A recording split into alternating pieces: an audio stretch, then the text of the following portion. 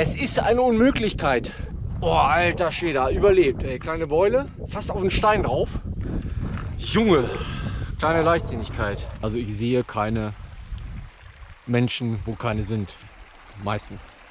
Der ist doch mal eindeutig von heute.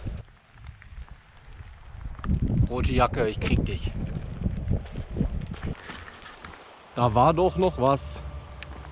Die Nordkap Lady, die ich auf dem Kungsläden traf.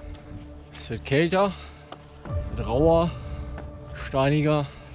Wir nähern uns eindeutig den Bergen von Narvik.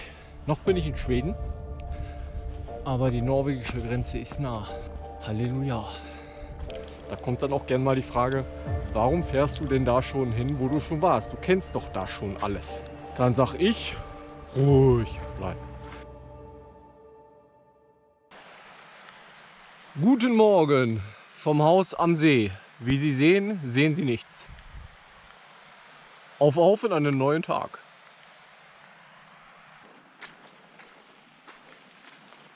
Das ist ein richtiger Panoramawanderweg. Am See entlang, möchte ich fast sagen.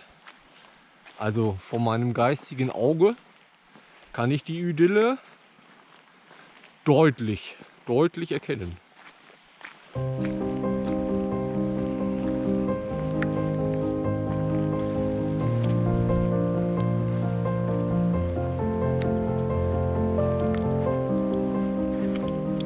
So, ich fahre ja immer wieder gerne an die Orte, wo ich schon mal war. Ein paar Monate später, ein paar Jahre später, hier jetzt ein paar Jahre später besuche ich ein paar Orte von 2020. Und da kommt dann gern mal die Frage, warum machst du das denn? Du warst doch schon da, du kennst doch schon alles. Ja, nö, mal so gar nicht. Ich meine, alleine hier muss morgen das Wetter nur anders sein. Du hast eine komplett andere Welt, als wärst du noch nie hier gewesen. Heute Nebel, Trübe, morgen vielleicht blauer Himmel, Sonnenschein, Auenland. Oder Schnee, Regen, Hagel und Weltuntergang. Also von daher, eigentlich könnte ich hier sitzen bleiben und hätte jeden Tag eine andere Welt.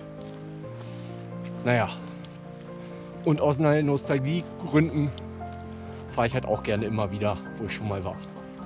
Und dann gibt es ja noch die Leute, die sagen, ich war schon so viel wandern, ich habe schon so viele Berge gesehen. Die sehen doch alle gleich aus. Gucke ich nicht mehr an, brauche ich nicht. Alles gleich.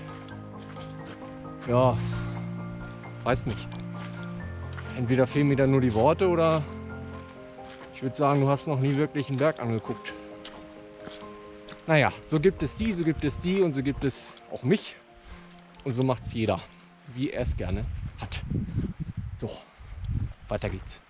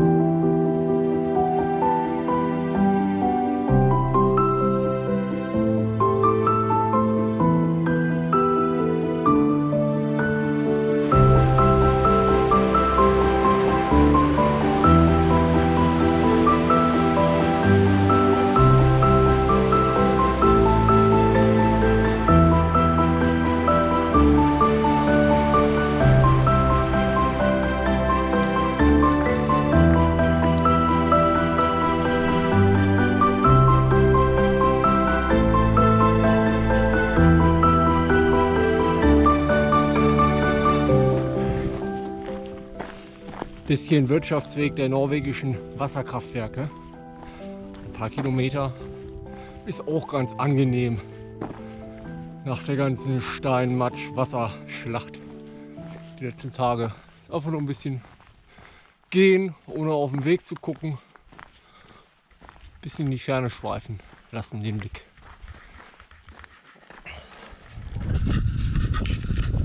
Ja, super Schneefeld, ey. Wie sind die anderen hier runtergegangen? Scheiße.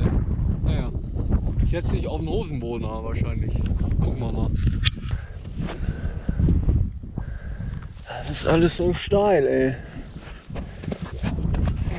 ist doch kacke.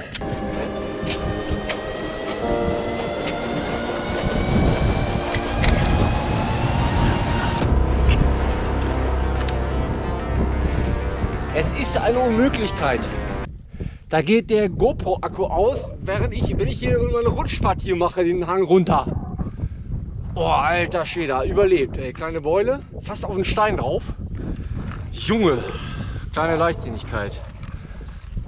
Oh, ey, GoPro, echt, da trage ich dich kilometerweit und dann das. Echt, ey, blöde Socke. Das wäre Legende. Eine Rutschpartie auf dem Hintern da runter. Mann, schade.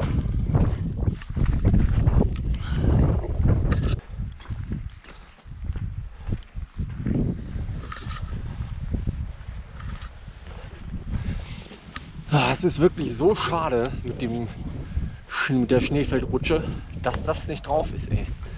Da wäre endlich mal Action in der Bude gewesen. War so richtig mit Rabatz. Mann, schade. Auf jeden Fall was gelernt. Wenn nochmal ein Schneefeld auf mich zukommt, definitiv Learning 1 ohne Rucksack runter. Aber auch Rucksack nicht einfach runterrutschen lassen. Der fährt da nicht so elegant wie ein Schlitten runter. Der überschlägt sich dann gerne und nimmt ordentlich Schaden. Von daher kleines Seil, irgendwas Gurte noch zusammenknoten, je nachdem wie viel man braucht, runterlassen. Und dann hinterher würde mich immer wieder auf den Hosenboden setzen, aber ohne Rucksackgewicht kann ich das wahrscheinlich besser justieren und schlag da nicht mit einem Affenzahn unten auf die Steine auf und meine Beine müssen das irgendwie abbremsen oder wie auch immer ich dann da ankomme. Auf jeden Fall ja, weiß ich jetzt, wie ich es besser mache beim nächsten Mal. Aber immerhin, hätte ja auch so ausgehen können, dass ich gar nicht mehr laufen kann. Von daher bin ich da schon sehr zufrieden mit meinem Bein, überhaupt Beinen, Körper, Knie, alles sehr gut drauf. Die sind sehr gut drauf und ich sage vielen Dank. Mach ich sowieso, jeden Tag, öfters.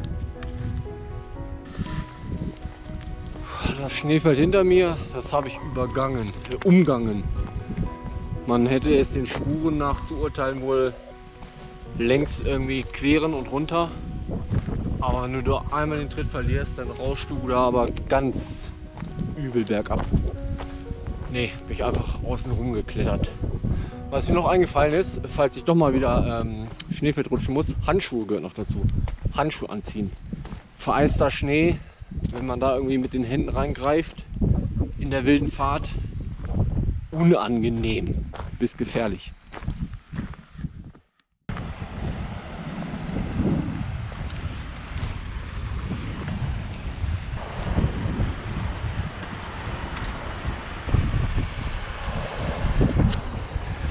Starke Brücke, definitiv. Aber wenn man sieht, da vorne liegen so ein paar alte von diesen Metalltreppenstufen, komplett verbogen. Ja, da sieht man mal, was hier im Frühsommer, Frühling, Schneeschmelze, was hier für Gewalten herrschen. Aber meine Herren.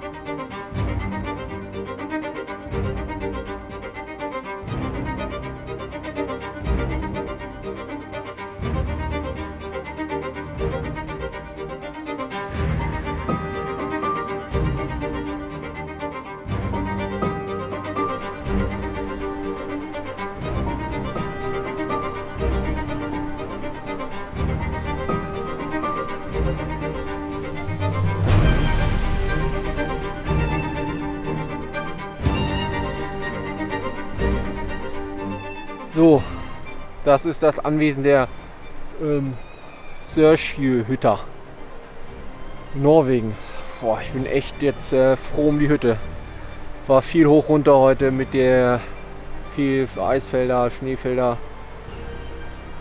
Reicht. Schön hier zu sein. Aber total spooky. Aus der Ferne habe ich die Hütte schon gesehen und da stand jemand mit einer roten Jacke auf der Veranda und hat geschaut. Dann war er mal wieder in der Hütte und dann war er mal wieder da draußen. Und dann war ich hier. Dann war hier aber niemand. War alles zu, nichts da, Hüttenbuch steht nichts drin. Also entweder habe ich da Hallos, wie ich schon beim Fahrradfahrer dachte, den es ja aber wirklich gab. Keine Ahnung, was das war. Ob hier jetzt jemand war oder nicht, aber wo soll der hin jetzt hier um 4 oder um 5? Hier ist doch nichts. Mir entgegengekommen ist er nicht. Ja, und die andere Richtung ist auch nicht viel, wo ich morgen hingehe. Auf jeden Fall nichts, ja. Wo geht man um 4 hier noch hin?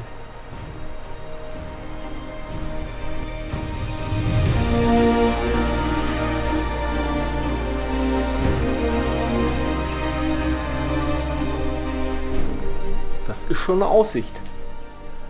Das kann man nicht anders sagen. Ja.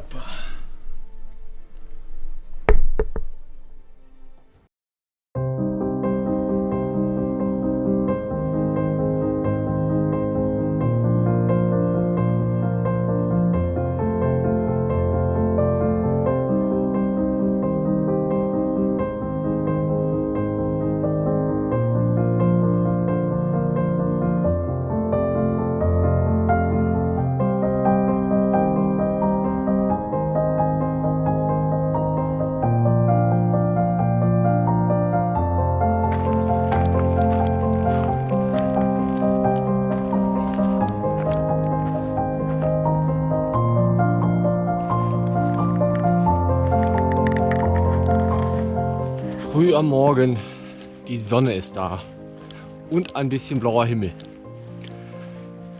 Die letzten 3 Tage bin ich vielleicht auf 20 Minuten insgesamt Sonne und blauer Himmel gekommen. Von daher mal schauen, was dieser Tag heute bringt. Ich bin guter Dinge. Aber nach gestern echt, richtig, ja, schon wieder immer noch platt. Gestern war ein bisschen viel Geröll und Eis, Schneefelder und Aufregung. Naja, mal gucken. Heute ist nicht so lang, glaube ich, wenn der Weg das zulässt. Mache ich heute ein bisschen kürzer. Wenn ich Glück habe, finde ich in irgendeiner Hütte noch was zu essen, was zurückgelassen ist. Dann ist Feiertag. So richtig.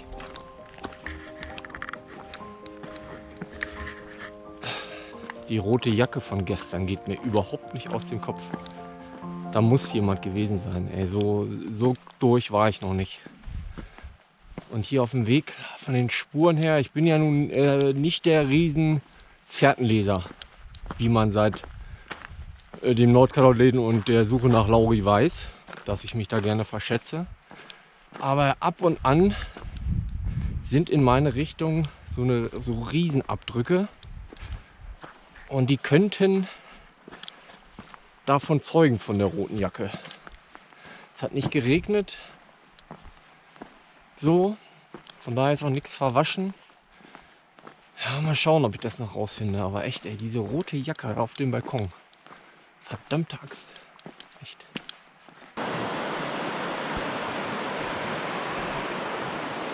Ja, geht dann doch noch mal richtig durch den Fluss. Ja. Ich habe auch wieder meine Jazz Dance Combo an. Zack. Mal schauen, wie es läuft.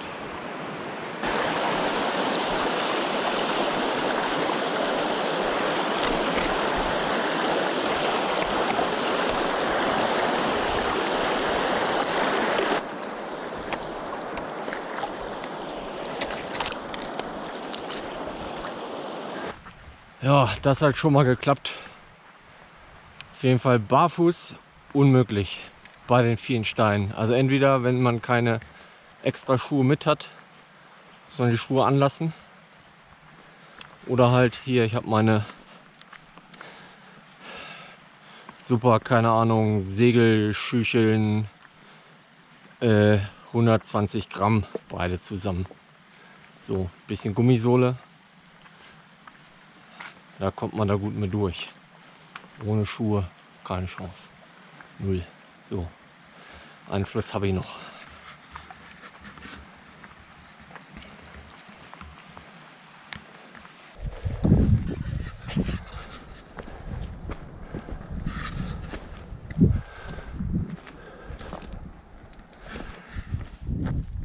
Hey, hey, hallo Schweden. Ich bin wieder da. Doppeltes Hurra. Wiedersehen Norwegen. Ich komme bald wieder. Man sieht auch sofort Norwegen. Wolkenwagen, hohen, riesige Berge. Da hinten blauer Himmel, grüne Wiesen, quasi Honig in den Flüssen. Denn da ist Schweden und der Padjelanta Nationalpark. Also, das zu diesem Thema.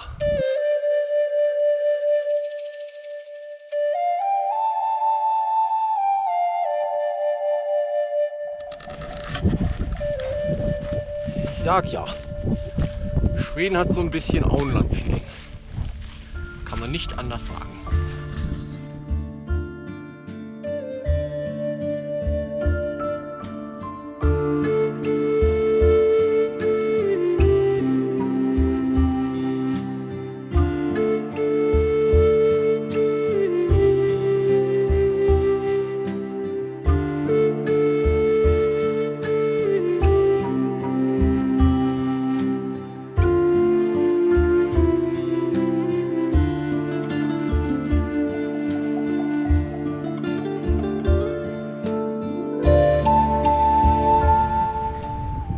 Also ich habe die Vermutung, dass die rote Jacke gestern noch bis hierher gelaufen ist.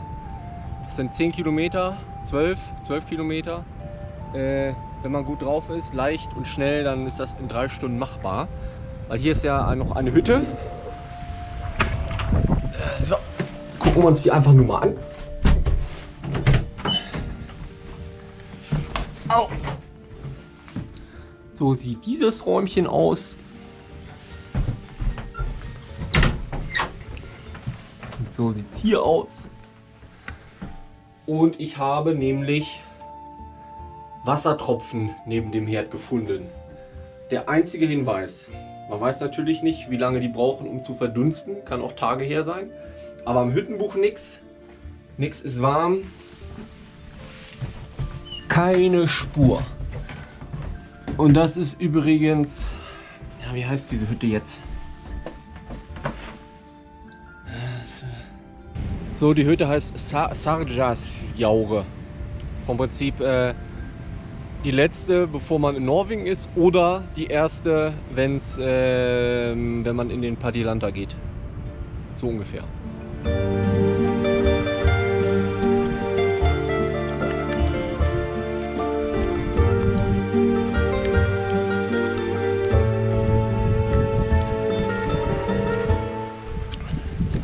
Fährtenlesertheorie nach müsste ich ja dann jetzt frische Spuren sehen, wenn die rote Jacke in der Bude übernachtet hat. Dann wären die nächsten Spuren ja hier von heute.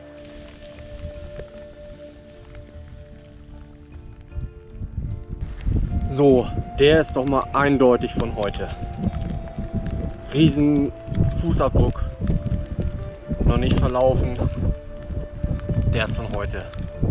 Rote Jacke, ich krieg dich. Da war doch noch was. Die Nordkap Lady, die ich auf dem Kungsleden traf, die vom Nordkap bis in den Süden, da irgendwo Spanien, Griechenland wandert. Was ich so spannend fand und mich so geärgert habe, verpasst zu fragen, wo man sozialen medienmäßig das nachverfolgen kann. Ja, noch nichts Neues an der Front dazu. Ich habe noch ein paar Hütten, Bücher, wo ich da mal nachschauen kann, Gästebuch und so, was mir da auffällt, aber bisher noch nichts Neues, aber da gebe ich nicht auf.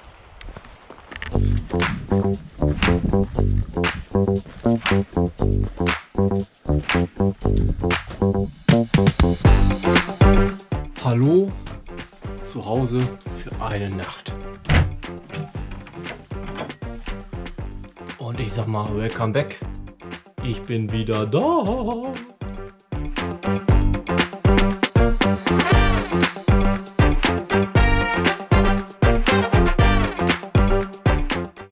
So, man soll den Tag nicht vor dem Abend loben oder verkaufe nicht das Fell des Bären, bevor du ihn erlegt hast.